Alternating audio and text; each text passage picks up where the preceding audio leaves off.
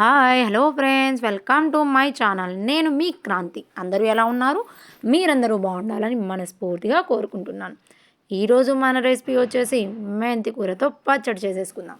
Recipe చూసే ముందు like కొట్టి సబ్స్క్రైబ్ చేసుకోండి ఫ్రెండ్స్. మీరు లైక్ చేయడం వల్ల మీలాంటి ఎంతోమంది వ్యూవర్స్కి ఈ వీడియో వెళ్తుంది.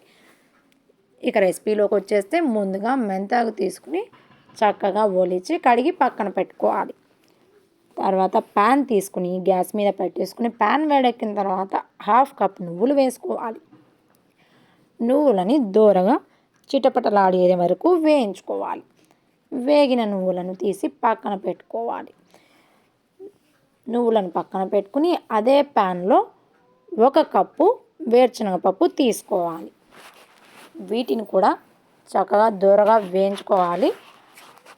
పప్పులు ఎంత చక్కగా వేగితే పచ్చడి టేస్ట్ కూడా అంతే చక్కగా వస్తుంది ఫ్రెండ్స్. అందుకోసమనే మంచిగా వేయించుకోవాలి. తర్వాత ఎండుమిర్చి నేనైతే 10-12 తీసుకున్నాను.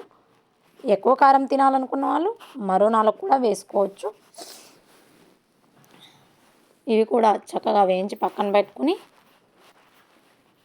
అదే ప్యాన్లో 2-3 టేబుల్ స్పూన్స్ నూనె వేసుకోవాలి. నూనె వేడెక్కిన తర్వాత ముందుగా మనం కడిగి పెట్టుకున్న మెంతి కూరను ఇందులో వేసుకోవాలి. మెంతి కూరను చక్కగా మగ్గబెట్టుకోవాలి. మెంతి కూర మగ్గేలోపు టమాటో కట్ చేసి పక్కన పెట్టేసుకుందాం. మెంతి కూర చాలా చక్కగా మగ్గాలి ఫ్రెండ్స్. పచ్చడి టేస్ట్ మొత్తం మెంతి కూరతోనే ఉంటుంది. మెంతి కూర మగ్గకపోయినట్టయితే పచ్చడి చేదు వచ్చే అవకాశం ఉంటుంది. అందుకోసమని చక్కగా మగ్గబెట్టుకోవాలి.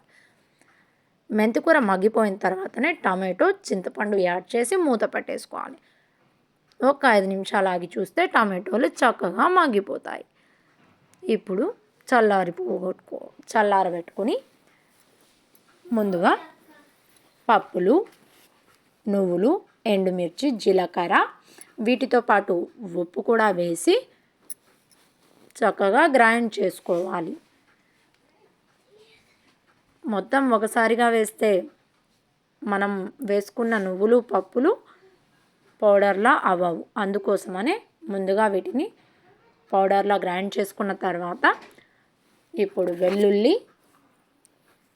ముందుగా మగ్గబెట్టుకున్న ఆకు, టమాటో, చింతపండు అన్నీ వేసేసుకుని మరొకసారి గ్రైండ్ చేసుకోవాలి. గ్రైండ్ చేసుకున్న తర్వాత తాలింపు పెట్టుకోవాలి. తాలింపు కోసం ముందుగా గిన్నె తీసుకుని 2-3 టేబుల్ స్పూన్స్ నూనె వేసుకుని నూనెను వేడెక్కిన తర్వాత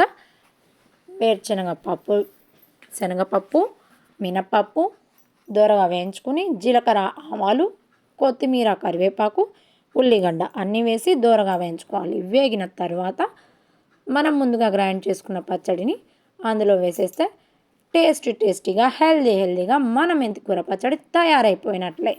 పచ్చడి అంటే ఇష్టంగా తినే పిల్లల కోసం ఇలా తయారు చేసి చూడండి. మళ్ళీ తినాలనుకుంటారు. ఈ రెసిపీ మీకు నచ్చినట్లయితే మీ ఫ్యామిలీ అండ్ ఫ్రెండ్స్కి షేర్ చేయండి friends. Okay, bye friends. Thank you for watching.